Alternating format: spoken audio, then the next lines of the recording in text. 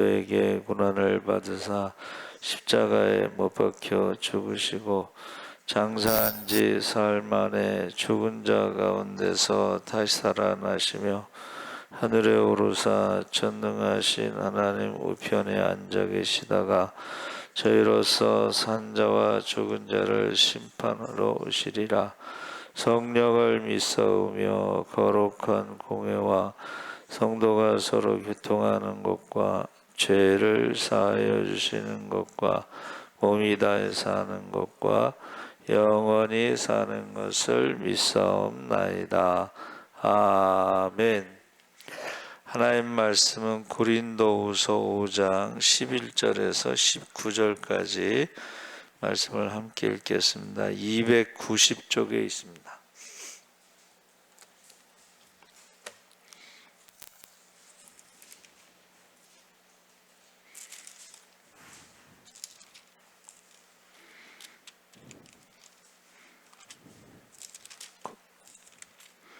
(5장) 11절에서 19절까지 우리 천천히 함께 읽겠습니다.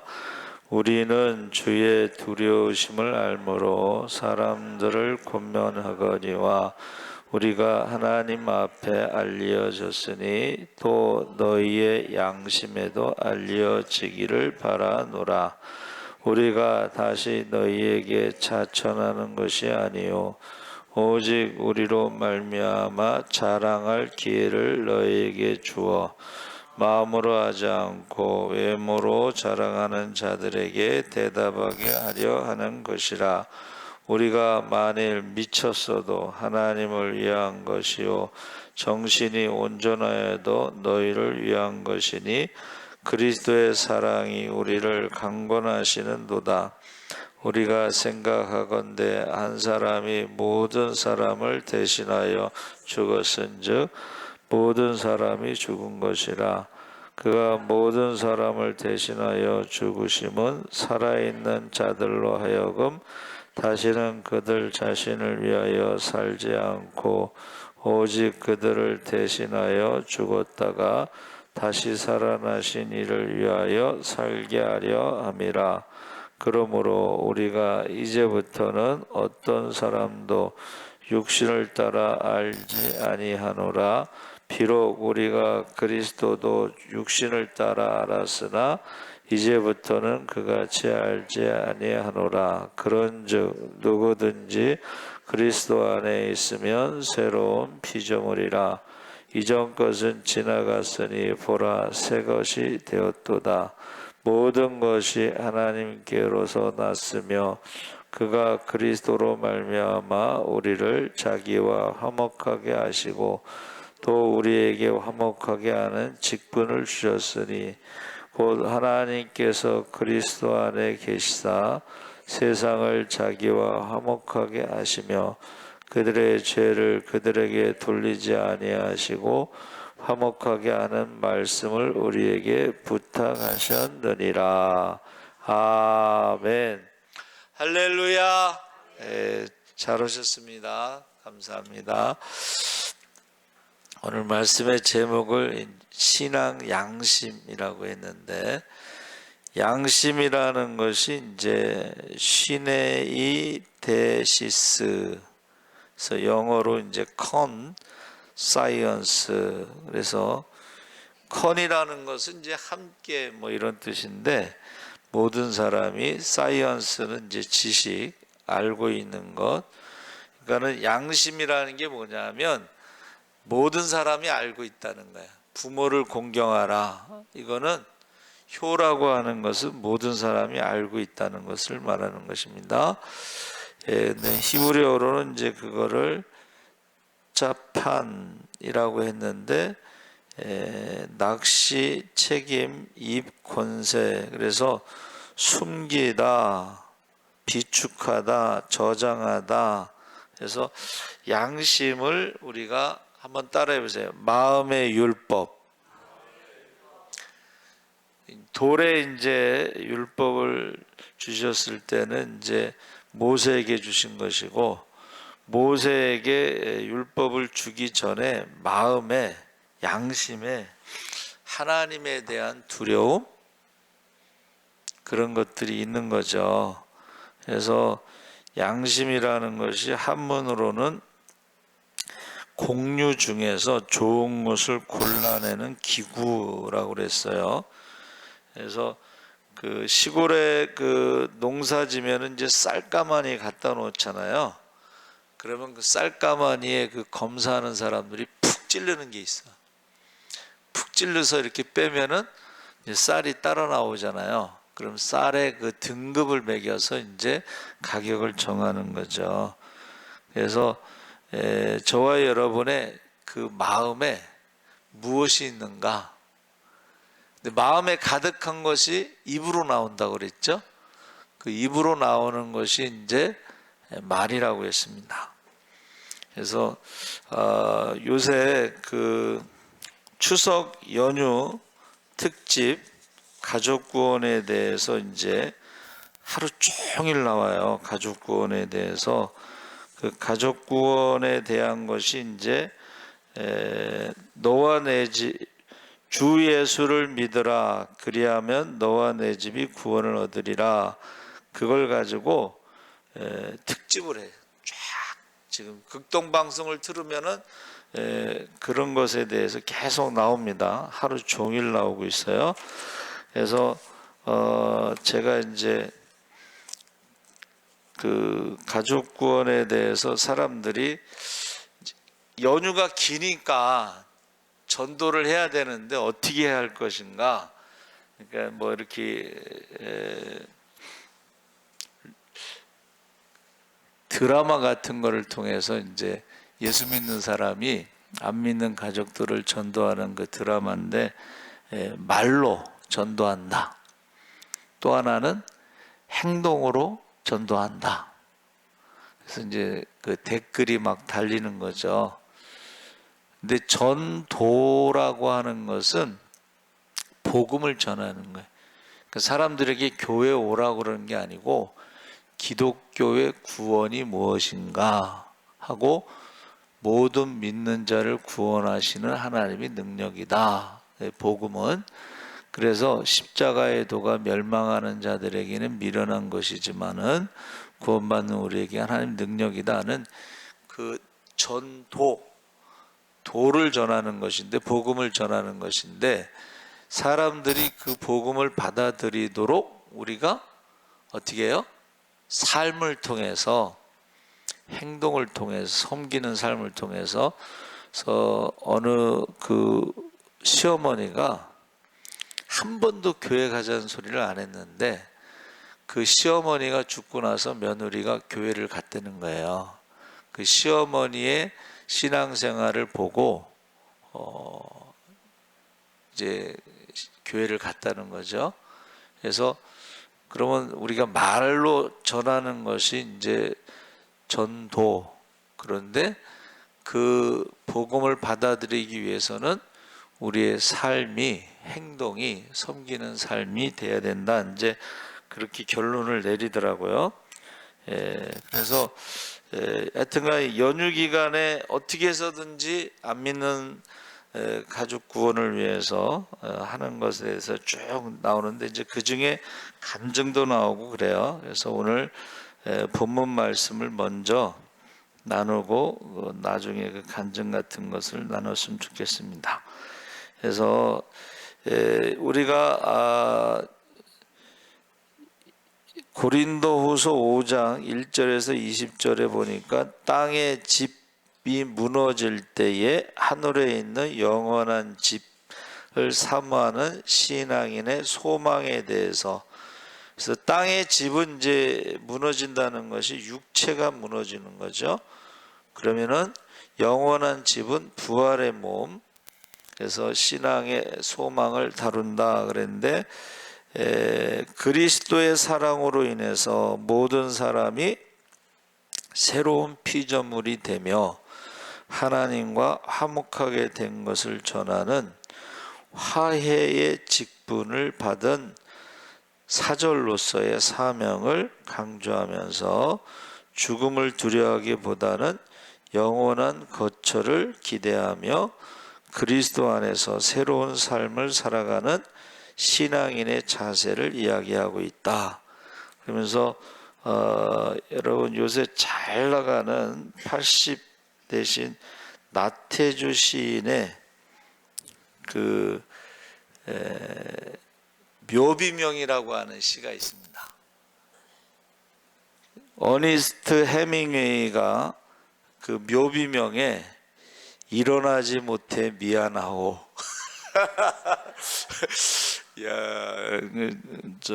헤밍웨이가 묘비명에 일어나지 못해 미안하오. 그래서 나태주 시인이요 자신의 묘비명으로 이 짧은 시를 생각했다가 영화 세상에서 가장 아름다운 이별의 마지막 장면에서 묘비명이 나오는 바람에 다시 묘비명을 정했는데 그 묘비명이 뭐냐면 많이 보고 싶겠지만 조금만 참자.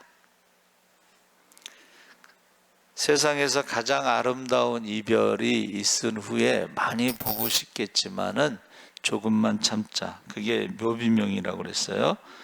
그래서 그분이 이제 선생님, 국어 선생님도 하고 뭐 그랬는데, 그때 당시에는 15살에 무슨 사범학교를 갔다고 그래요. 그때는 이제 뭐 2년제로 해서 선생님이 필요하니까는 갑자기 많은 교사들을 이제 공급하는 그런 과정이었어요. 그런데 이제 그 사범학교 간다고 하면서 맨날 시를 쓰니까는 그 아버지가 걱정을 하시더래. 예? 근데 그분의 그 행복에 대해서 이야기를 하는데 가장 자기가 하고 싶은 일을 하라. 자기는 시 쓰는 거를 가장 좋아해서 그걸 했더니 행복하다. 그러니까 60 정도 돼서 교사들이 이제 은퇴하잖아요. 아마 그 제가 알기로는 그런데 그리고 교장 선생님 같은 경우는 65세 뭐 이렇게 은퇴하는데 60에 은퇴한 친구들은 지금 80인데 뭐 하는 게 없는데 자기는 계속 시를 써가지고 1년에 한두 권 정도 시집을 낸다는 거예요. 근데 그 시가 참 좋더라고. 예. 그 대표적인 시가 이제 꽃을 보듯 너를 본다. 너를 아끼며 살아라. 너와 함께라면 인생은 여행이다. 인생도 여행이다. 너무 잘하려고 애쓰지 마라. 그러면서 이제 가장 행복하려면 자기가 하고 싶은 일을 하면은 때로는 실패할 수도 있지만 자기가 하고 싶은 일이기 때문에 포기하지 않고 끝까지 하다 보니까 결과도 좋다 이제 그런 뜻이에요. 예. 그래서 그분 이야기가 잠깐 있었고 그 다음에 이제 여기서 영원한 집을 소망하는 신앙이 1절에서 10절까지 나오는데 땅의 집과 하늘의 집, 육신의 몸이 무너지는데 이 나태주 시인이요 말을 참 이쁘게 하라고 그러는데 제발 연세 드신 분들한테 어디 아프시지 않죠? 건강하시죠? 물어보지 말래. 80 먹어서 안 아픈 사람이 어디냐고. 그러면서 그냥 평안하시죠? 이렇게 물어보라는 거야. 말을 이쁘게 하는데 아프다고 물어보지 말래. 예? 안 아픈 사람이 어디 있겠냐고.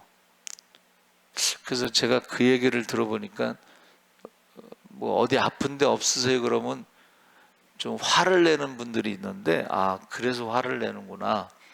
그리고 이쁘게 말을 하라는 말에 다른 사람의 그 신체, 몸에 대해서 말하지 말라는 거야. 연세 드셨는데 연세 드신 분한테 이쁘세요 그러면은 화가 난대. 자기도 자기 사진을 찍고 싶지 않대잖아. 거울을 보고 싶지 않다고 그러는데 이쁘다고 말하는 건 그거는 속상하다는 거지. 그래서 이쁘다는 말 하지 말고 몸에 대해서 이쁘다는 말 하지 말고 고우십니다. 연세가 드실수록 곱게 늙어가시는 분들이 있잖아요. 그렇죠? 말하는 것도 곱지만은 모습도 곱게 늙어가시는 분들이 있어요. 그래서 그 시인의 그 말이 참 와닿아요. 공감이 돼요. 그러면서 결핍이 없는 결핍의 시대 뭐 그랬는데, 왜 사람들이 결핍이 없냐 그러면 부모가 다 해주니까 결핍이 뭔지 모른다. 배고픈 걸 모르잖아. 배가 고파 봐야지 그 결핍에 대해서 아는데, 소중한 걸 아는데, 밥에 대해서 소중한 걸 아는데 부모가 다 해주니까 결핍을 모르기 때문에 결핍된 사회다 뭐 그런 얘기를 해요. 자, 그러면서 땅에 있는 장막집에서 사는 동안 무거운 짐에 눌려 탄식하지만 장막을 벗은 몸으로 남기보다는 하늘로부터 오는 집을 덧입기를 갈망한다. 그러니까 세상 사람들은 어떻게 해요? 수고하고 무거운 짐을 다 내려놓으려고 이제 하지만은 사실은 그 무거운 짐을 어떻게 내려놓겠어요? 그러니까 내려놓는 게 아니라 위로부터 한번 따라해보세요. 능력을 받자. 능력을 받자. 그래서 제가 좋아하는 베토벤의 운명에 그 가난한 그 고학생의 그 밀린 월세, 그거를 운명이 막 자기를 막 쫓아올 때에 도망 다니다가 어느 순간에요, 힘이 생겨. 그래서 그 운명의 수레바퀴를 미는 그게 사막장에 나옵니다. 처음에는 막 도망가잖아요. 빰빰빰빰 도망가잖아. 1장 2장에서는 도망갑니다. 근데 3장에서는 박자가 틀려. 빰! 빰! 빰! 이거는 이제는 도망 다니다 보니까는 이 운명을 밀 수 있는 능력이 생긴 거야. 그리고 이제 4악장에 가서는 찬송을 하죠. 찬양을 합니다. 그러니까 여러분, 도망 다니다 보면 어떻게 돼요? 우리가 힘이 생긴다는 거예요. 포기하지 않으면 우리에게 힘이 생긴다는 거예요.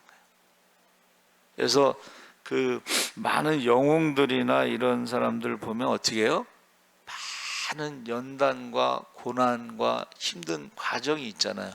그래서 안 믿는 사람들, 한올은 무엇을 맡기기 전에 꼭 고난을 통해서 연단을 시킨다는 거예요. 힘을 길러준다는 거예요. 힘. 그래서 다윗과 같은 경우도 어떻게 해요? 계속 도망 다니면서 힘이 길러지는데, 한번 따라해 보세요. 기도의 힘. 기도의 힘이. 무슨 일을 만나든지 만사형통하리라. 할렐루야. 기도의 힘이 길러지는 거야. 그래서 덧입기를 갈망하면서 이제 하나님께서 우리에게 이런 일을 이루실 것을 보증으로 한번 따라해 보세요. 성령을 주셨다. 그러니까 몇 날이 못 돼서 성령을 받는다 그랬잖아요. 그렇죠? 권능을 받는다 그랬어요. 그러면서 그리스도의 사랑과 새로운 피조물에 대해서 11절에서 15절에 말하는데, 그리스도의 사랑이 우리를 휘어잡으면 한 사람이 모든 사람을 대신해서 죽었으니 모든 사람이 죽은 셈이 된다. 그러면서 그리스도 안에 있는 사람은 누구든지 새로운 피조물이며 옛것을 지나갔다. 그러면서 하나님께서 그리스도를 통해 우리로 화해하게 하시고 화해의 말씀을 맡겨 세상을 화해하게 하는 직분을 주셨다. 이 직분이라는 것이 화해의 직분이다. 그러면서 우리는 그리스도의 사절로서, 대사로서 하나님을 대신해서 공고하며 하나님과 화해하도록 간청하며 죄 없는 그리스도의 죽음에 대해서 우리 대신 죄를 지셨다는 것을 사람들에게 알리는 사명이 있다는 것이죠. 그래서 그리스도 안에서 하나님과 화해하고 또 천국에 갈 준비를 하고 죽음 이후에 천국과 지옥에 대해서 사람들에게 이제 복음을 전해야 된다 그랬습니다. 그러면서 우리가 그 11절에 우리는 주의 두려우심을 알므로 하나님 사람들을 권면하거니와 우리가 하나님 앞에 알려졌으니 또 너희의 양심에도 알려지기를 바라노라. 그러면서 여러분, 이 사람들이요 가장 두려워하는 게 죽음이라고 그래요. 그런데 하여튼간 구원에 대해서 지금 특집 방송하면서 뭐가 나오냐면은 그 박효진 장로님 아시죠? 하나님이 고치지 못할 사람은 없다. 그 박효진 장로님이 5년 동안 29명의 사형 집행 현장을 보면서 13명의 믿는 자의 마지막 간증을 하고 있습니다.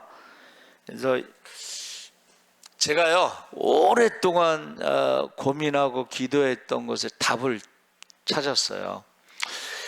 저렇게 신앙생활에서 과연 천국 갈 수 있을까? 구원받을 수 있을까? 하는 고민이 있었는데 그 박효진 장로님이 그 얘기를 하시더라고요.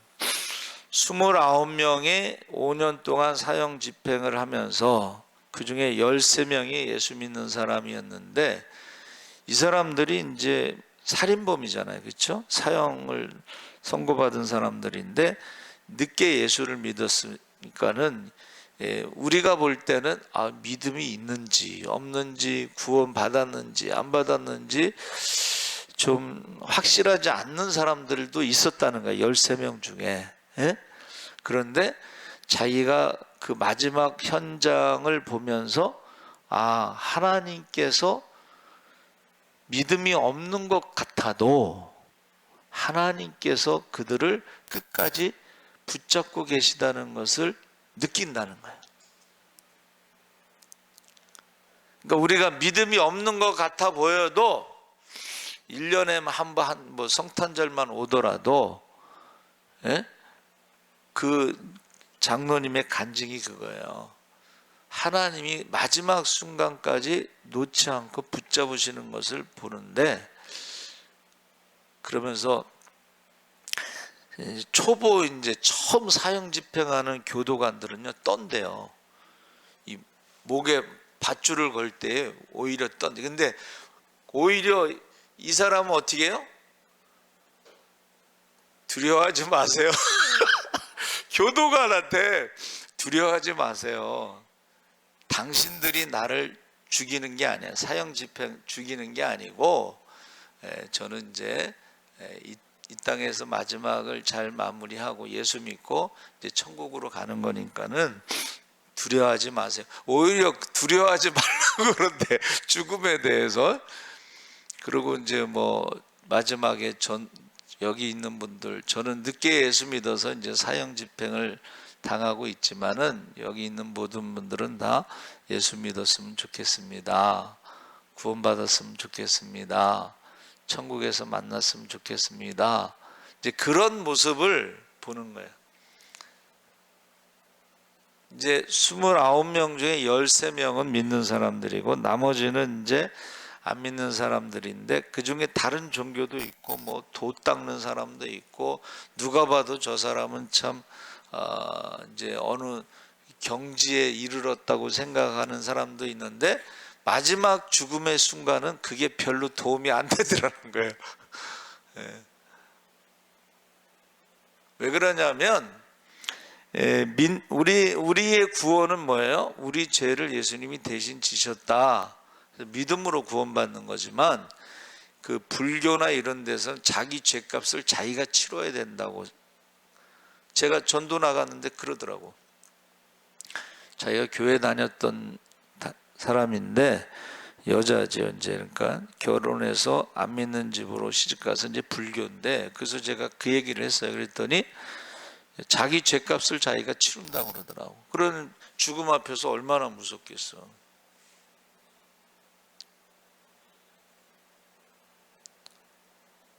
그러니까 마지막 순간에 죽음 앞에서 무너지는 모습을 보면서,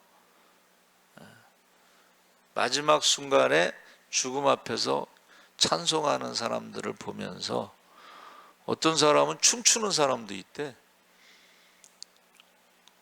그리고 이제 하늘문이 열려서 이렇게 하늘문이 열린다, 이렇게 하늘문이 열리는 사람도 있고. 그래서 그 박효진 장로님이 주로 이제 사형수들, 흉악범들, 뭐 그런 사람들 전도하는데 하나님이 고치지 못할 사람은 없다, 그 책을 쓰셨죠. 근데 그 제가 책을 읽어봤어요. 그런데 거기 그게 나와요. 새벽 기도를 이제 늘 하시는데, 새벽 기도할 때 오늘 그 사형수가 들어오겠구나, 흉악범이 들어오겠구나, 그럴 때는 새벽 기도 때 이제 어떤 그런 느낌이 있나 봐요. 그래서 제가 그 중에 하나가 이제 부모를 죽인 그 청년 이야기를 가끔 했죠. 근데 그 청년이 그 장로님을 만나면서 두리번 거리면서 왜 그러냐 그랬더니 귀신이 없어졌다고. 그러니까 부모를 죽이는 과정에서 그 귀신이 뭐 망치가 어디 있고 뭐 어떻게 해서 구체적으로 이렇게 시키는 어떤 그런 과정이 있었는데, 그걸 누가 믿겠느냐 이거죠. 근데 그 장로님은 이제 그걸 믿는 거죠. 예? 그리고 이제 그 귀신이 없어지고 그 이제 감옥에 들어갔을 때 사람들한테 전도를 하는 거지. 귀신이 멀리 가지는 않은 것 같다.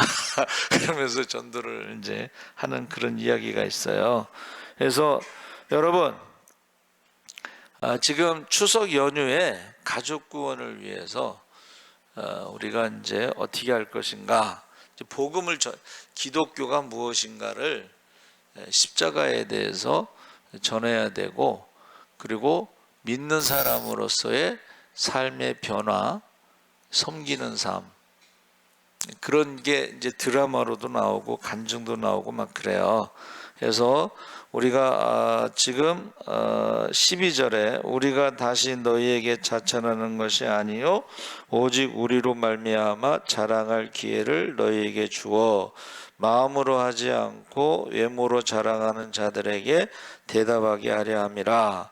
이 외모를 자랑한다는 것이 이제 뭐 할례를 받아서 구원받는다, 율법을 지켜 구원받는다, 이런 사람들이에요. 근데 율법을 지킨다는 말은 하지만은 사실은 율법을 다 지키는 사람, 태어나면서 죽을 때까지 율법을 다 지키는 사람은 없습니다. 근데 사도 바울도 부활하신 주님을 만나기 전에는 내가 율법으로는 완전한 자라고 그랬거든. 근데 부활하신 주님을 만나서는 어떻게 했어요? 내가 핍박자요, 살인자요, 죄인 중에 괴수라고 그랬잖아. 그렇죠? 그러니까 사람을 기준으로 보면은 자기가 완전했었는데, 부활하신 주님을 만나고 나서는 그 자랑하던 모든 것들이 다 배설물 같다 라고 고백을 하죠. 그래서 외모로 자랑하는 사람들, 그러면서 13절에 우리가 만일 미쳤어도 하나님을 위한 것이요 전신이 온전하여도 너희를 위한 것이다. 그러니까 지금 부활에 대해서 우리가 전할 때에 사람들이 미쳤다고 생각을 했어요. 특히 이제 바울이 공부를 많이 한 것을 알고 어떻게 했어요? 다소가 철학의 도시니까 공부를 많이 해서 바울아 내가 미쳤다, 너의 많은 학문이 너를 미치게 했다. 실제로 공부 많이 하다 미친 사람들이 있어요. 저희 집이 이제 그 서울대학교랑 가깝잖아요. 낙성대는 후문이라고 가까워요. 거기 가서 이제 애기들 데리고 가서 운동도 하고 그랬었는데, 서울대생들 중에 미친 사람들이 많습니다. 특히 그 서울 공고 있죠. 서울 공고에서 서울대를 간 사람들이 많아요. 그 박정희 대통령이 공고생 또는 상고 서울 여상 중에 그 특례 입학으로 해서 서울대 간 사람들이 많은데, 문제는 공고해서 공부를 해가지고 서울대 가서 따라가지를 못해. 그러면 이제 그 미치는 거야. 그래서 이제 저희도 그 서울공고 출신 중에 서울대 간 사람이 많은데 졸업 못하는 사람이 많고, 미친 사람들 중에 이제 어떤 사람은 항상 칫솔을 갖고 다니면서 이빨을 닦어. 왜 그런지 모르겠죠. 어? 왜? 예?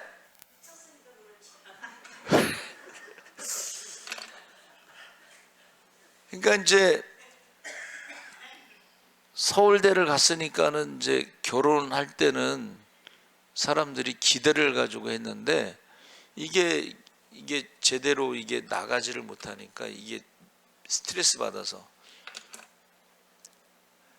얼마 전에도 어느 수원에 있는 어느 권사님인데 허리를 다치셔서 교회를 못 가서 어떻게 이제 유튜브 설교를 보다 제 설교를 듣고 하루 종일 제 설교를 듣는데요. 유튜브 설교를 몇 년 동안 누워 있는 동안에.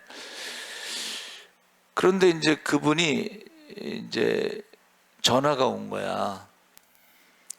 그 며느리가 서울대를 나왔는데, 서울대를 졸업했으니까 이제 어느 회사에 아주 높은 위치, 중역 또는 뭐 이사 뭐 이런 데 올라갔는데, 밑에서 이제 올라오는 후배들이 있으니까는 이 무한 경쟁 속에서 스트레스 받아서 우울증이 온 거예요. 그러니까 저한테 데리고 와서 기도를 받고 싶다는 거야.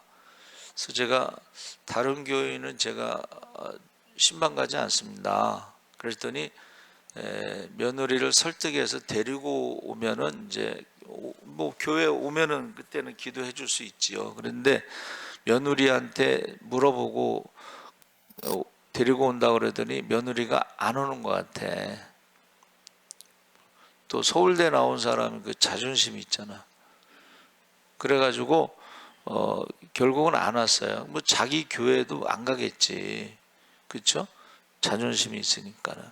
그래서 이 무한 경쟁이라고 하는 그 위로 올라갈수록 스트레스가 강한 거야. 이만기가 그 젊었을 때 천하장사 되고 나서 우울증이 오잖아. 항상 그 맨 위에 있다는 사람은 많은 사람들이 도전의 대상이 되기 때문에 우울증이 올 수가 있습니다. 그래서 지금 저와 여러분이 사람들이, 근데 이것을 해결할 수 있는 방법이 없어. 그러니까 이 서기관과 바리새인들이 항상 위에서 가르치는 입장에 있으니까는 이게 사람들 보기에도 어떻게 돼요? 완벽해야 되거든. 그러니까 이게 외식하게 되는 거야. 거짓말하게 되는 거야. 자기의 그 연약한 모습을 고백할 수가 없어요. 근데 분당의 그 이동원 목사님이신가? 그 이동원 목사님이 고백을 하잖아. 자기 가족에 대해서, 그 큰아들에 대해서 고백하고, 큰아들은 목사하고 영국에 유학을 갔는데 며느리가 도망가 버렸어. 그래서 그 큰아들이 이제 우울증이 온 거죠. 둘째 아들은 잘 나가는 변호사인가 뭐 그런데 무슨 중풍인가 걸렸어. 그리고 암인가 걸려서 죽었어. 젊은 나이에. 그러니까 이런 연약한 모습을 사실 말하기가 쉽지 않아요. 그리고 주변에서는 이동원 목사가 뭔가 죄를 많이 져서 그렇다고 막 또 공격하는 거야. 그때 이제 어떻게 해요? 하나님 앞에 낮아지는 거지. 하나님 앞에 낮아지는 거야. 세상에서는 잘 나가고 성공한 사람이지만은 하나님 앞에서 낮아지는 거예요. 자, 14절 17절에 그리스도의 사랑이 우리를 강권하시는도다.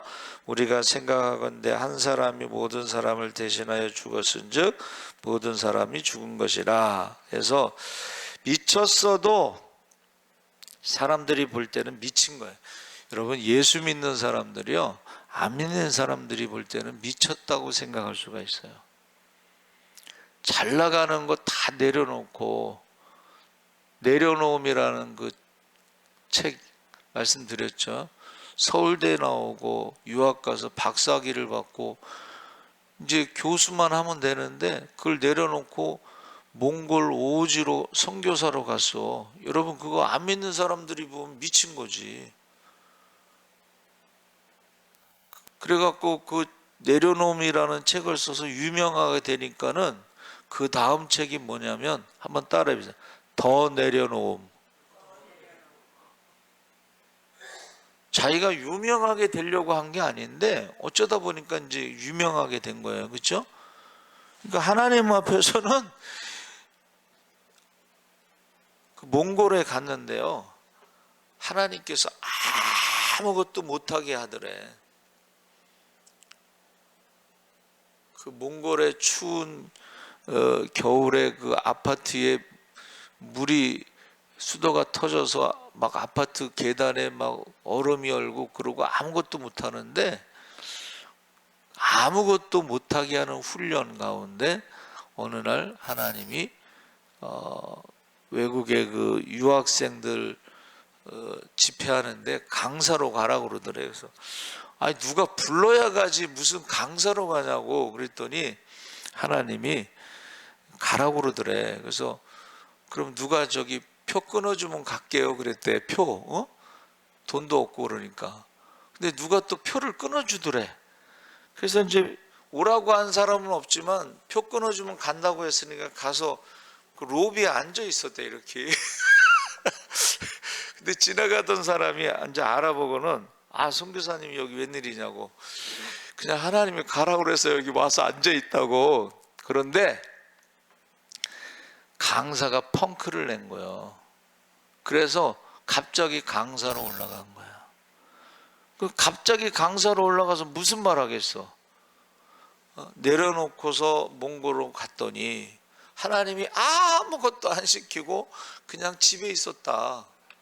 근데 하나님이 여기 가라고 그래서 그냥 표 끊어주면 간다고 그래서 왔는데 앉아 있다가 어느 강사가 펑크 나서 대신 지금 대타로 섰다. 근데 그 내려놓음의 그 내용이 뭐냐면, 한번 따라해보세요. 순종한다. 자기가 서울대를 졸업하고 박사학위를 따고 그 모든 것이 아무것도 할 수 없는 거야. 그런데 하나님께서 그에게 말씀하실 때 순종했다는 것입니다. 그래서 그리스도의 사랑이 강건하게 되는 이유는 그가 대신해서 죽었기 때문이다. 여러분, 저와 여러분을 위해서 누가 대신 죽었다고 했을 때에 그거를 잊어버릴 수가 있어요? 왜 죽었느냐는 얘기를 해야지. 여러분, 왜 예수님이 죽으셨느냐는 그 사실은 이야기를 해줘야지. 그게 전도죠. 예수님이 왜 죽으셨어요? 나의 죄를 위해서, 죄와 사망의 문제를 해결하기 위해서 부활하시고 또 승천하셨는데, 왜 승천하셨어요? 성령을 보내시기 위해서 승천하신 거야. 그리고 성령이 임하시면 권능을 받고 우리가 예루살렘, 유다, 사마리 땅까지 복음의 증인으로 살아가는데 다시 오신다고 그랬죠.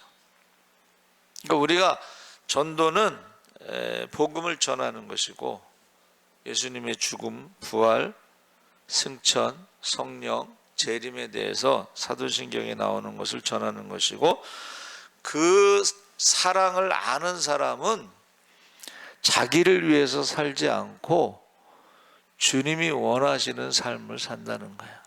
그게 강권한다는 뜻이에요.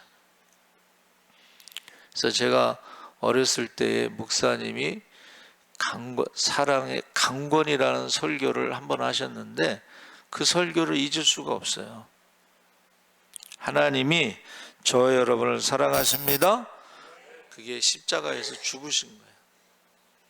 그걸 어떻게 잊어버리겠어요?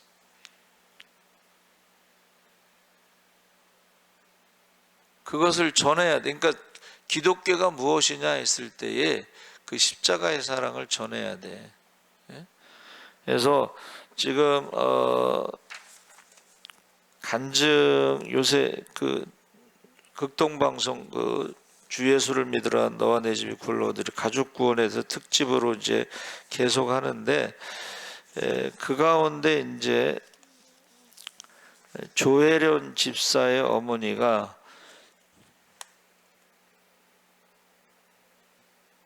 77세에 기독교로 개종했대요. 남묘 호랑개교였던 자신의 과거를 회상하며 77세에 기독교로 개종을 해서 성경을 읽는데 오늘 저녁에 극동방송에 나왔는데 지금 80독을 했는데 이제 100독 한다고 그리고 간증을 다닌대. 간증을. 이게 지금 77세에 예수 믿고 성경 읽고 간증을 다닌데 이게 AI에 검색하면 나와요. 조혜련 집사의 어머니 이렇게 하면 나와요. 여러분의 이름도 AI에게 물어보면은 뭐라고 나올까 생각을 해봐요. 그러면 그 기록에 쫙 여러분에 대한 기록이 쫙 해서 AI가 정리를 해줘.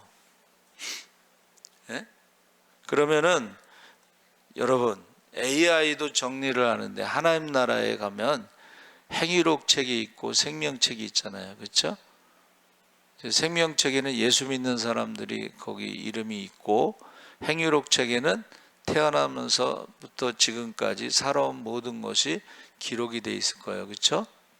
그래서 저도 이제 AI한테 물어봤어.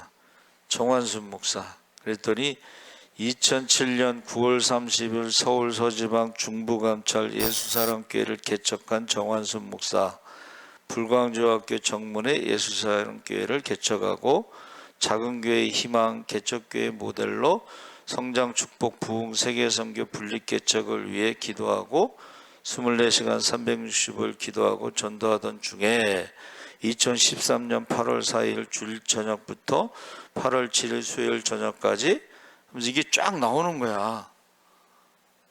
이게 섬찟하지 않아요? 모든 기록을 검색을 해서 정리를 해서 이렇게. 여러분, 저 여러분이 그리스도의 사랑으로 강건하여 어떻게 예수 믿기 전에는 모르겠어요. 그러나 예수 믿은 다음부터는 어떻게 살아왔는가가 기록에 남아있다. 저는 그렇게 생각해요. 그가 모든 사람을 대신하여 죽으심은 살아있는 자들로 하여금 다시는 그들 자신을 위하여 살지 않고 오직 그들을 대신하여 죽었다가 다시 살아나신 이를 위하여 살게 하려 함이라. 여러분, 자기를 위해서 살지 않는다는 거예요. 주를 위해서 산다는 거예요. 16절에 그러므로 우리는 이제부터는 어떤 사람도 육신을 따라 알지 아니하노라. 비록 우리가 그리스도도 육신을 따라 알았으나 이제부터는 그같이 알지 아니하노라. 그러면서 이제는 다른 모습으로 살아가는 것을 지금 보여주고 있습니다. 그래서 결론이 그거예요. 17절 그런즉 누구든지 그리스도 안에 있으면 새로운 피조물이라 이전 것은 지나갔으니 보라 새 것이 되었도다. 그러면서 18절 19절에 모든 것이 하나님께로서 났으며 그가 그리스도로 말미암아 우리를 자기와 화목하게 하시고 또 우리에게 화목하게 하는 직분을 주셨으니 곧 하나님께서 그리스도 안에 계시사 세상을 자기와 화목하게 하시며 그들의 죄를 그들에게 돌리지 아니하시고 화목하게 하는 말씀을 한번 따라해 보세요. 우리에게 부탁하셨느니라. 화목하다는 것을 우리가 회개했다는 것을, 다른 사람들도 회개를 해야지 하나님과 화목하게 할 수가 있어요. 그리고 사람과도 화목하게 하는 거예요. 그래서 우리 교회의 모든 직분은, 목사든 장로든 권사든 모든 직분은 하나님과 화목하게 하고 이웃과 화목하게 하는 직분이다 하는 것이에요. 그런데 왜 그렇게 미워하고 싸우고 참 이해할 수 없는 그러한 것을 보여주는 거예요.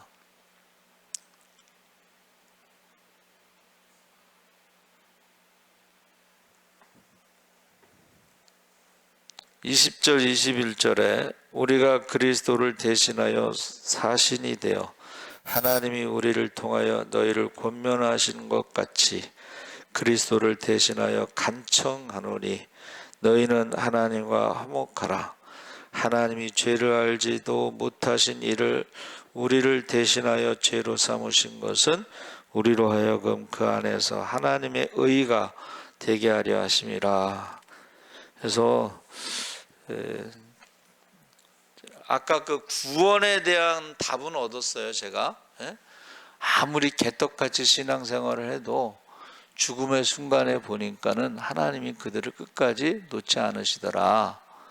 그런데 이제 그 박효진 장로님이 뭐라 그러냐면, 그러나 하나님 나라에 가서 상급은 모르겠다. 구원은 믿음으로 받지만 상급은 구원으로 받는 게 아니죠. 행함으로, 섬김으로 우리가 상급을 받는데, 하나님 나라에 가서 이제 부끄러운 구원을 받을 수도 있죠. 그래서 우리가 미쳤어도 사람들을 볼 때는 미쳤어도, 그러나 우리는 그리스도의 사랑이 강건함으로 어떻게 한다는 거예요? 그것을 전하지 않을 수 없다는 거예요. 전하지 않을 수 없다. 그래서 저와 여러분이 제가 말씀드린 대로 우리의 묘비명에 뭐라고 쓸 것인가 그걸 한번 생각해 했으면 좋겠어요. 그리고 AI에 검색을 하면 뭐가 나올까? 제가 이제 궁금해 가지고 이수복 사모를 AI로 검색을 했어요. 그랬더니 정환순 목사와 이수복 사모는 부부가 아닙니다. 부부가 아닙니다. 부부가 아닌 게 분명합니다. 이렇게 나왔어. 그래서 이게 뭐지? 그랬더니 강남 중앙 침례교회 사모님도 이수복 사모인데, 그 강남 중앙 침례교회 사모님과 정환순 목사는 부부가 아닌 게 분명합니다. 그렇게 나온 것 같아. 그 사모님이 무슨 세미나 같은 거 하면서 좀 유명한가 봐요. 그러면서 이제 이수복 사모라는 이름이 많은데 자료가 없습니다. 근데 부부가 아닌 건 분명합니다. 그렇게 나왔어요. 그래서 제가 거기다 하나 더 붙였어요. 바람 성령바람 전도축제 간증. 그랬더니 이제 이수복 사모에 대해서 거기 나오는 게 있어요. 뭐 신문에 나온 건데, 저도 이제 AI 검색하면 다 그 전도축제 강사 뭐 이런 것들이 많이 나오고, 유튜브 설교, 유튜브 설교가 지금 한 5만 5천 개 정도 올라가 있잖아요. 새벽기도, 수요기도, 뭐 심야기도, 주일 뭐해서 5만 5천 개 정도 올라갔는데, 여러분에 대해서도 다 기록이 된다는 거예요.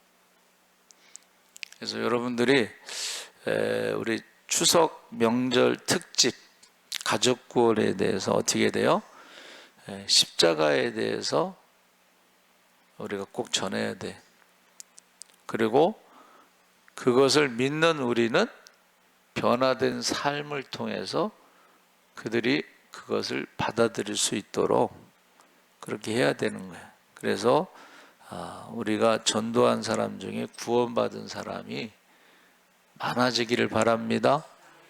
가족 구원을 위해서 기도하시기 바랍니다. 예. 그래서 그 드라마 같은 데서 야, 너 왜 이렇게 달라졌냐? 옛날에 너 욕심도 많았잖아. 뭐 그런데 너 왜 달라졌냐? 야, 교회 가면 달라지냐? 뭐 그러면서 드라마에 그러면서 이제 그 전도하는 그 모습이 이렇게 나와요. 그래서 전도가 무엇인가 했을 때에 저는 섬김이다라고 말하잖아요, 늘. 근데 사실은 기독교의 복음에 대해서도 전하는 것이 전도고, 삶의 변화를 통해서 그리스도의 사랑이 우리를 강건하기 때문에 전하지 않을 수가 없는 거예요. 왜냐하면은 저 사람이 복음을 모르면 그냥 죽으면 끝난다고 세상이 가르치고, 그리고 죽은 다음에 지옥에 가는 거니까. 그러니까 우리가 때를 얻든지 못 얻든지, 듣든지 안 듣든지, 믿든지 안 믿든지 꼭 십자가에 대해서 전해야 돼. 그래서 그 어떤 목사님이 이제 거기서 전도에 대한 것을 16장 30일 사도행전 16장 31절에 그 간수가 어떻게 구원받느냐라고 물어보고 주 예수를 믿으라 그리하면 너와 내 집이 구원을 받는다고 했을 때 자기 혼자만 구원받은 게 아니고 가족들을 모아서 그들도 세례를 받고 다 예수를 믿게끔 했다. 그 이야기를 하시더라고. 그러면서 여기서 간수가 어떻게 해요? 지진이 나서 옥문이 열렸으니까는 이제 도망가면 간수가 책임을 져야 되니까 자결하려고 할 때에 어떻게 해요?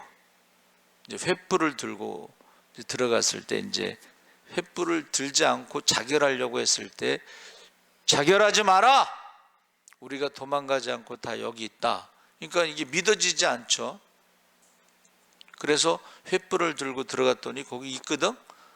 그때 주 예수를 믿으라 너와 내 집이 구원을 얻는다 했을 때에 그 목사님이 그 전도 설교가 그거예요. 여러분의 가족 중에도 지금 자결하려고 하는 사람이 있을 수도 있습니다. 그때에 우리가 주 예수를 믿으라 그리하면 너와 내 집이 구원을 얻는다는 것을 전해야 됩니다. 그리고 자기만 구원받는 게 아니고 가족들에게도 전해야 됩니다. 라고 이제 전도 설교를 한 거죠. 그래서 꼭 여러분 주 예수를 믿으라 너와 내 집이 구원을 얻으리라. 자결하려고 하는 사람이 있다는 거예요. 자살하려고 하는 사람들이 있다는 거예요. 그러니까 우리는 누군지는 모르지만 우리가 꼭 전해야 된다는 거예요. 그래서 주여 세 번 부르짖고 우리 기도하겠습니다. 주여 주여 주여. 할렐루야. 살아계신 하나님 아버지 하나님께서 함께 하시옵소서. 우리 신앙 양심상 어떻게 구원을 받을까 생각하지만 그러나 우리가 주 예수를 믿으라 그리야만 너와 내 집이 구원을 얻는다고 했사오니 우리가 듣든지 안 듣든지 믿든지 안 믿든지 꼭 전할 수 있게 하여 주시옵소서. 하나님 아버지 우리가 그리스도의 사랑에 강건해서